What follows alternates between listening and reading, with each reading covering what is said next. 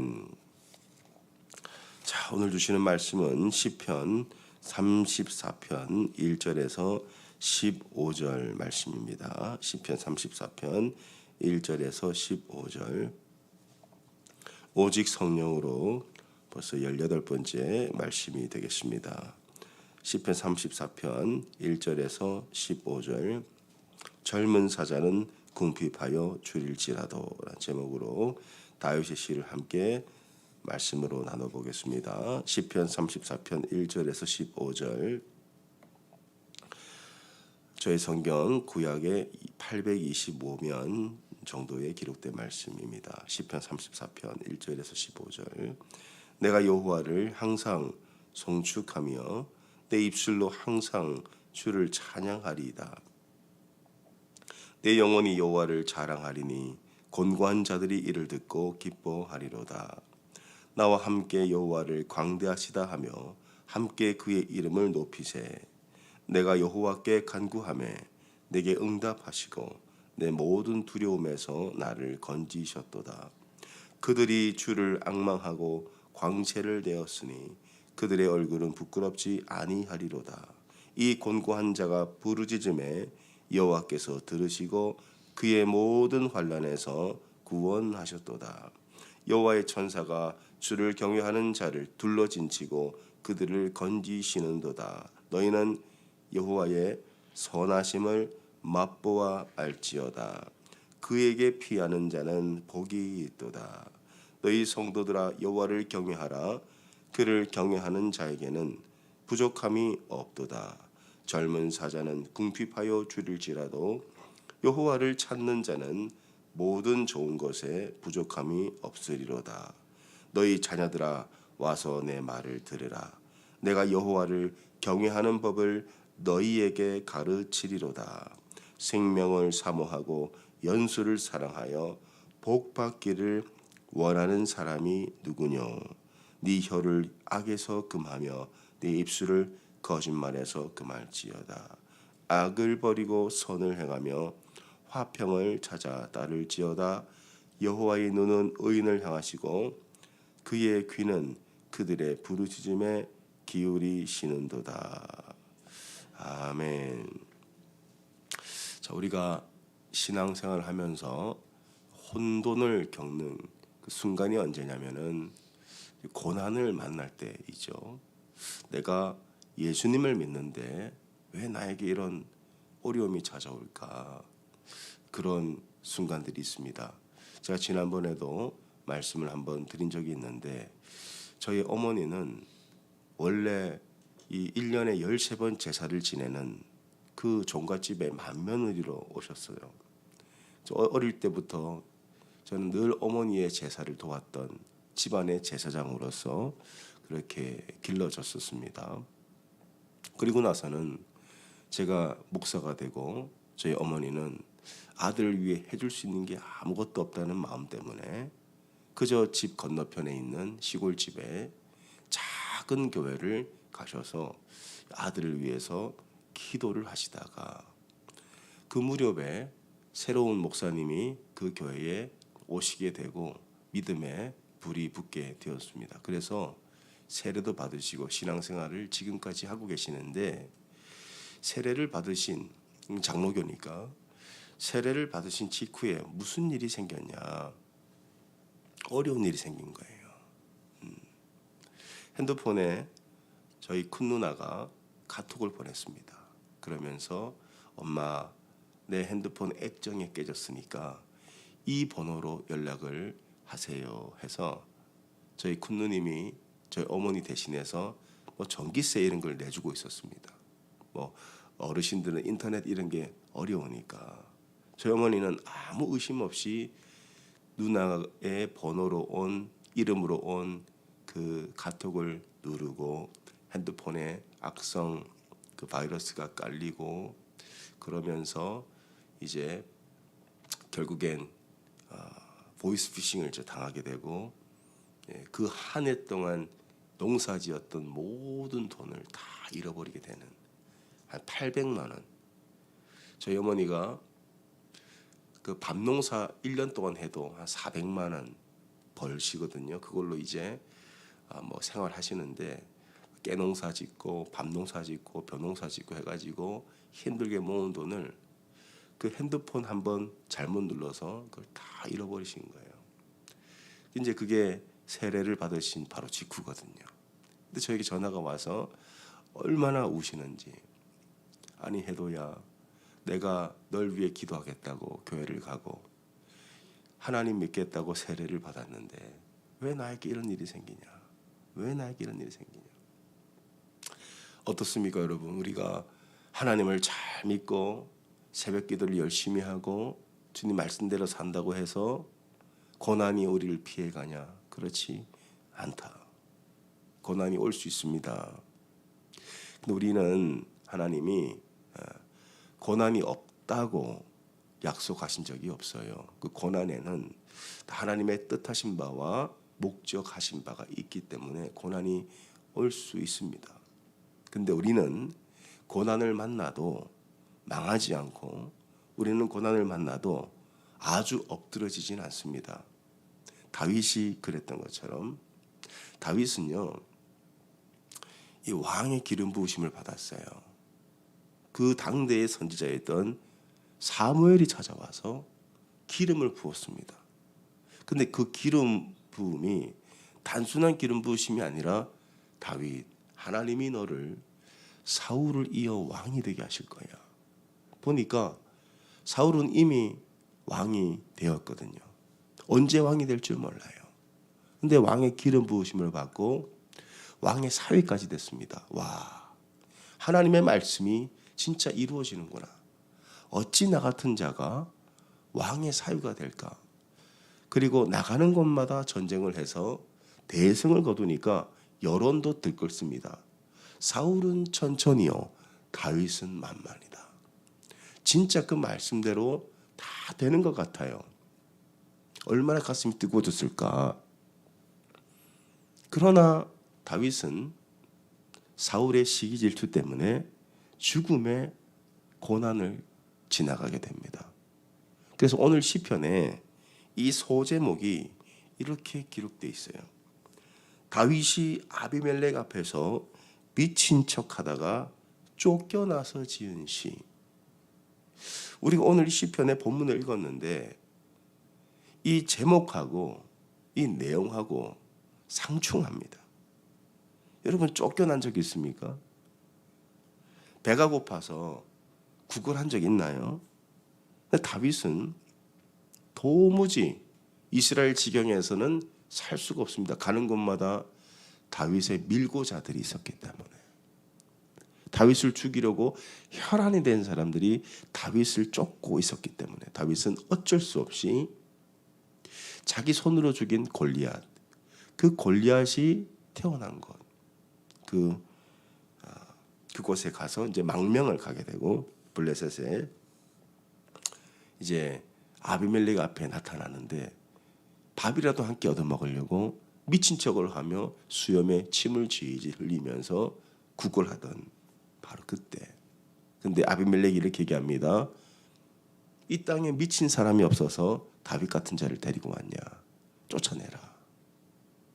그러면서 다윗은 그 아비멜렉 앞에서 얻어먹지도 못하고 온갖 순환과 그런 비참함 가운데서 쫓겨나면서 지은 시가 바로 오늘 이 본문입니다. 다윗이 지금 이렇게 얘기를 해요. 고난 가운데 다윗은 이런 얘기를 합니다. 8절 한번 보게 되시면요. 너희는 여호와의 선하심을 맛보아 알지어다. 이런 고난 가운데서 어떻게 여호와가 선하다고 고백을 하지? 이렇게 지금 쫓겨나 다니고 집도 없고 먹을 것도 없는데 어떻게 9절에 보니까 너희 성도들아 여호와를 경외하라. 이런 고백을 어떻게 하죠? 다윗에겐 남들에게 없는 한 가지 믿음이 있었습니다. 다른 사람에게 없는 한 가지 믿음. 그것은 뭐냐? 하나님은 반드시 나에게 좋은 것을 주신다. 다윗은 그걸 믿었습니다. 그게 10절 말씀이죠. 젊은 사자는 궁핍하여 줄일지라도 여호와를 찾는 자는 모든 좋은 것에 부족함이 없으리로다. 지금 자기의 처지는 어떻습니까? 좋은 게 하나도 없습니다. 홈리스예요. 그리고 의지할 사람도 없습니다. 잘 것도 없고 먹을 것도 없는 이 상황과 환경 속에서 다윗이 어떤 노래를 하나님 앞에 올려드리냐? 하나님은 반드시 나에게 좋은 것을 주실 것이다. 지금 내가 집이 없고 먹을 것이 없어도 이 또한 하나님의 선하심을 이루기 위한 과정이다. 그런 고백을 믿음으로 하는 겁니다. 그래서 다시 한번 8절에서 너희는 여호와의 선하심을 맛보아 알지어다. 여러분, 우리가 예수를 믿고 기도를 해도 우리의 삶 속에 즉각적인 기도 응답이라든지 즉각적인 문제가 해결되지 않을 수 있습니다. 그러나 우리가 믿어야 될 건 뭐냐면 이 또한 하나님의 선하심을 이루기 위한 과정일 뿐 결론은 아니라는 거예요. 아직 결론이 오지 않았어요. 지금 여러분들은 하나님의 선하심을 맛보아 아는 과정일 뿐이에요. 그걸 알아야 돼요. 여러분, 우리가 단 걸 먹다가 굉장히 단 걸 먹다가 밥을 먹으면 밥맛이 있습니까? 그 밥이 굉장히 영양가가 있어요. 우리를 건강하게 해요. 근데 단 걸 막 많이 먹다가 과일이라든지 과자라든지 사탕이라든지 초콜릿을 먹고 나서 밥을 먹으면 밥맛이 없습니다. 진짜 좋은 걸 모른다는 거예요. 그러니까 아이들 항상 어때요? 저희 아이들도 학교 갔다 오면 배가 고픕니다. 간식을 줘요. 근데 어떨 때는 간식을 밥보다 더 많이 먹어요. 그러면 엄마는 속상해서 어때요? 간식은 영양가가 없는데 그만 먹어. 밥 먹어야지. 아이들 키워보신 분들은 다 한두 번 정도는 그런 잔소리를 하셨을 겁니다. 근데 애들은 어때요? 단 게 맛있잖아요. 계속 사탕, 과자, 초콜릿 이런 걸 원합니다. 근데 진짜 사랑하는 부모님은 그걸 못 먹게 하죠. 하나님이 우리에게 주실 진짜 좋은 게 있어요. 근데 우리는 내 입에 좋은 거, 지금 당장 나에게 좋아 보이는 것을 구하는데 그걸 안 주면 하나님 왜 나에게 이렇게 하십니까? 지금 주셔야지. 지금 내가 원하는 게 있는데 왜 지금 들어주지 않습니까? 라고 하면서 이 시간을 고난으로 인식할 뿐입니다. 그러나 하나님은 우리 아버지가 되시고 선하신 하나님이기 때문에 우리에게 가장 좋은 거, 가장 유익한 것을 반드시 주신다는 거예요. 근데 그것을 받기까지 시간이 필요하고 과정이 필요할 뿐입니다. 그래서 다윗은 젊은 사자를 이야기해요. 젊은 사자를 봐라.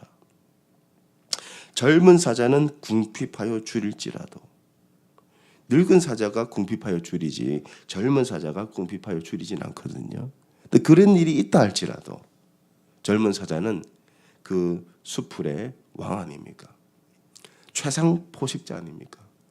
근데 젊은 사자가 궁핍하여 줄일 일은 거의 없지만은 젊은 사자가 궁핍하여 줄여도 여호와를 찾는 자는 모든 좋은 것에 부족함이 없으리로다. 하나님을 찾는 자는 반드시 좋은 것을 주신다는 거예요. 좋은 것. 자, 그러면 그 증거가 뭐냐? 여러분, 지금 우리가 득세를 하고 기도를 해도 지금 당장 내 삶에 좋은 것이 보이지 않을 수 있습니다. 그러나 하나님 반드시 우리에게 좋은 것을 주시는데 그 증거가 뭐냐? 한번 말씀을 찾아보겠습니다. 마태복음 7장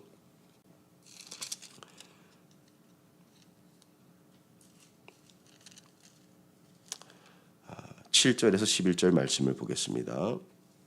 이건 예수님의 약속이에요. 예수님은 구하는 자에게 반드시 좋은 것을 주신다고 약속하고 있습니다. 왜냐하면 우리의 관계성 때문이죠. 마태복음 7장 7절에서 11절 구하라 그리하면 너희에게 주실 것이요 찾으라 그리하면 찾아낼 것이요 문을 두드리라 그리하면 너희에게 열릴 것이니 구하는 이마다 받을 것이요 찾는 이는 찾아낼 것이요 두드리는 이에게는 열릴 것이니라. 너희 중에 누가 아들이 떡을 달라 하는데 돌을 주며 생선을 달라 하는데 뱀을 줄 사람이 있겠느냐. 너희가 악한 자라도 좋은 것으로 자식에게 줄 알거든 하물며 하늘에 계신 너희 아버지께서 구하는 자에게 뭘 주십니까? 좋은 것으로 주시지 않겠느냐. 좋은 것을 주신다는 거죠. 근데 우리가 아이들 키워보면 아이들은 뭐가 좋은지를 몰라요. 그 아이들 기준에 좋은 게 있어요. 저 아이가 항상 저에게 사달라고 하는 것이 포켓몬 카드를 지금까지 사달라고 합니다. 이제 애가 좀 컸는데 포켓몬 카드 집에 이미 포켓몬 카드가 많거든요. 근데 제가 볼 때는 그게 아이에게 유익하지 않아요. 근데 아이의 수준에는 포켓몬 카드가 제일 좋은 거예요. 그러나 아버지는 그 아이의 필요에 따라서 그 아이의 성장 과정에 따라서 좋은 것을 아버지의 기준으로 줍니다. 때로는 구하지 않아도 줘요. 구하지 않아도 학교에 보내주고 또 영양가 있는 음식을 주고 아이에게 필요한 것들은 다 공급해 줍니다. 근데 뭐가 다르죠? 좋은 것에 대한 기준이 다를 뿐이에요. 근데 아버지는 반드시 자녀에게 가장 좋은 것을 줍니다. 너희가 악할지라도 자녀에게 좋은 것을 주지 않느냐. 그러나 하물며 선하신 하나님이 우리에게 좋은 걸 주지 않겠느냐. 하나님 선하시잖아요. 그러면 이 좋은 것이 도대체 뭐냐. 자, 여기서 예수님은 누가복음 11장에서 이 좋은 것의 실체를 밝혀주시는데 누가복음 11장 자, 똑같은 말씀인데 조금 다르게 기록하고 있습니다. 자, 11장 10절 보겠습니다. 10절에서 13절. 누가복음 11장 10절에서 13절. 구하는 이마다 받을 것이요 찾는 이는 찾아낼 것이요 두드리는 이에게는 열릴 것이니라. 누가복음 11장 11절. 너희 중에 아버지 된 자로서 누가 아들이 생선을 달라 하는데 생선 대신에 뱀을 주며 알을 달라 하는데 정갈을 주겠느냐. 너희가 악할지라도 좋은 것을 자식에게 줄 알거든 하물며 너희 하늘 아버지께서 구하는 자에게 뭘 주신다고요? 성령을 주시지 않겠느냐. 아멘. 가장 좋은 게 뭡니까? 성령이 우리 안에 거하시는 거예요. 이게 가장 좋은 겁니다. 하나님의 기준에 선하신 아버지의 기준에 있어서 우리에게 가장 좋은 것은 성령이에요. 성령을 이미 주셨다는 거죠. 그러면 성령을 이미 주셨다는 것이 무엇에 대한 약속이에요? 너희 삶은 가장 좋은 것을 내가 주겠다. 이미 가장 좋은 것을 너에게 줬기 때문에 뭘 아끼겠냐? 반드시 좋은 것을 주십니다. 그래서 여러분들은 이 약속을 붙들고 사시기를 바라요. 누가 성령을 받습니까? 이 세상에. 아무리 돈이 많다고 성령을 돈으로 살 수 있습니까? 아무리 착하다고 그 성품에 성령이 임합니까? 아닙니다. 성령은 누구에게 임하냐? 태초에 창세전부터 하나님이 그리스도 안에서 예정하시고 택하신 자들에게 조건 없이 아무 대가 없이 주신 것, 성령을 선물로 주셨죠. 이미 성령이 우리 안에 거하시면 여러분은 어떤 약속 안에 거하냐? 너의 인생은 절대로 망하지 않는다. 네가 고난을 받고 광야를 지나고 원수가 너를 둘러 진친다 할지라도 너의 삶은 가장 선한 길로 내가 인도하겠다는 약속이 바로 성령의 보증인 거예요. 그래서 성령을 주셨단 말이죠. 자, 그러면 이 성령이 우리 안에 거하시기 때문에 하나님은 우리의 삶을 가장 좋은 길로 인도하실 텐데 그럼 우리는 어떻게 우리의 삶을 경작해야 되는가?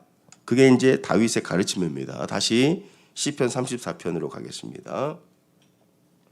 다윗은 이 시를 이렇게 마치는데 젊은 사자는 궁핍하여 줄여도 여호와를 찾는 모든 자에게 모든 좋은 것을 주신다. 부족함이 없다라고 말합니다. 11절에서 이제 12절을 보게 되면 시편 34편 11, 12절 너희 자녀들아 와서 내 말을 들으라. 이 자녀들은 하나님의 백성들, 하나님의 자녀들입니다. 내가 여호와를 경외하는 법을 너희에게 가르치리로다. 생명을 사모하고 연수를 사랑하여 복받기를 원하는 사람이 누구냐? 여러분 이 자리 가운데 나는 복받기 싫어요. 나는 오래 살기 싫어요. 나는 내 생명을 혐오해요. 그런 분 있습니까? 없습니다. 다 생명을 사모하죠. 연수를 사랑하죠. 내가 건강하게 오래 삶을 영위하기를 원하실 겁니다. 복받기를 원하는 사람이 누구냐? 그 사람은 이걸 해야 된대요. 그게 뭐냐? 13절 네 혀를 악에서 금하며 네 입술을 거짓말에서 금할지어다. 제일 먼저 다윗이 강조하고 있는 게 뭐냐면은 혀예요. 혀. 우리 안에 성령이 계시다면은 우리의 입술도 성령의 통로가 되시길 축복합니다. 여러분 우리의 혀와 입술은 하나님의 이 대리자로서 여러분 세상을 축복하실 여러분 사명이 있어요. 우리 안에 성령이 계시고 그래서 여러분 혀와 입술로는 늘 남을 축복하셔야 됩니다. 어려운 일이 생겨도 원망과 불평과 근심과 염려가 아니라 늘 하나님의 말씀을 전하셔야 돼요. 약속을 붙들고 그 혀와 입술에서 하나님의 말씀을 선포하셔야 됩니다. 그래서 제가 오랜만에 이 말씀 드려요. 힘들고 어려운 일이 있으면은 이 말씀을 선포하시라고 했어요. 하나님을 사랑하는 자, 곧 그 뜻대로 부르심을 받은 자들에게는 모든 것이 합력하여 선을 이루시리라. 그 말씀을 선포하시라는 거예요. 그걸 영적 전환이라 그래서 영적인 전환을 일으키십시오. 염려가 생기거든 아무것도 염려하지 말고 다만 모든 일에 너희 구할 것을 감사함으로 하나님께 아뢰라. 그리하면 모든 지각에 뛰어나신 하나님의 평강이 너희 생각과 마음을 지키시리라. 그랬잖아요. 그러니까 여러분 어려운 일이 생기고 걱정 근심이 밀려오고 고난이 밀려올 때 그와 반대되는 말씀을 선포하십시오. 힘들면 힘들어 죽겠네가 아니고 주님 이 힘든 일을 주님께 선하게 쓰실 줄 믿습니다. 영적 전환을 일으키라는 거예요. 그러면 복이 우리 안에 거하게 되고 우리가 말하는 대로 되는 거죠. 믿는 대로 되는 거죠. 내가 선포하는 말씀이 내 귀에 들리게 되고 그 말씀이 내게 믿음이 되는 거예요. 그래서 여러분 안에 성령을 모시고 산다면은 성령의 말씀을 하셔야 됩니다. 혀를 지키셔야 돼요. 입술을 지키셔야 돼요. 그렇게 되면 14, 15절 약속이 있는데 악을 버리고 선을 행하며 화평을 찾아 따를지어다. 여호와의 눈은 누구를 향해요? 의인을 향하시고 그의 귀는 그들의 부르짖음에 기울이시는도다. 하나님의 눈은 누구를 향해 있습니까? 말씀대로 향하고 말씀대로 살고 순종하는 의인을 향하시고 그의 귀는 그들의 부르짖음에 기울이시는도다. 여러분 보통 우리가 이 다윗과 같은 삶 가운데서 고난과 역경과 원수가 둘러진치면은 주로 우리는 어떤 말을 합니까? 저 죽여버리고 싶어. 나 힘들어 죽겠어. 부정적인 말, 내 영혼을 갉아먹는 그런 말들을 많이 하거든요. 그러나 그러지 말라는 거예요. 하나님의 말씀을 선포하라는 거예요. 그러면 우리의 혀와 입술로 올라가는 그 기도를 주님이 들으신다. 그 하나님의 눈은 의인을 향하신다. 우리 기도를 듣기 전에 우리 삶을 보시고 우리 기도를 듣기 전에 우리의 혀와 입술의 언어를 들으신다는 거죠. 민수기 14장에서 뭐라고 그럽니까? 너희 말이 내 귀에 들린 대로 내가 행하리라. 여러분 우리의 말이 곧 믿음이에요. 우리의 언어가 곧 우리의 마음이에요. 우리 언어 진짜 언어 조심하셔야 됩니다. 우리 안에 성령이 계신데 육의 언어를 한다. 그것은 우리 안에 성령이 정말 계시냐. 성령이 우리 안에 충만히 거하시면 성령의 언어를 하셔야 돼요. 성령의 언어, 성령의 말, 살리는 말, 생명의 말, 축복의 말. 성령이 하나님의 말씀을 선포하시는 거예요. 그리할 때 하나님이 여러분의 기도에 응답하신다. 그래서 내가 기도를 오래 못하면 이제 우리가 기도를 30분 하시는 분들이 40분을 하고 50분을 하고 1시간을 하고 기도의 분량이 늘어나야 됩니다. 그러나 기도의 분량이 아직 늘어나지 않았다고 하면 괜찮아요. 계속 기도하십시오.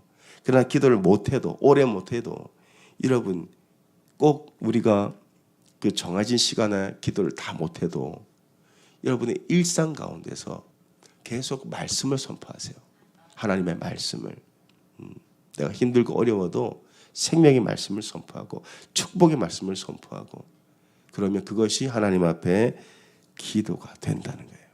약속을 붙드십시오. 약속을 붙잡고 사시기 바랍니다. 젊은 사자는 굶주려도 하나님을 사랑하고 찾는 자에게는 좋은 것을 주신다. 반드시 좋은 것을 주실 줄 믿습니다.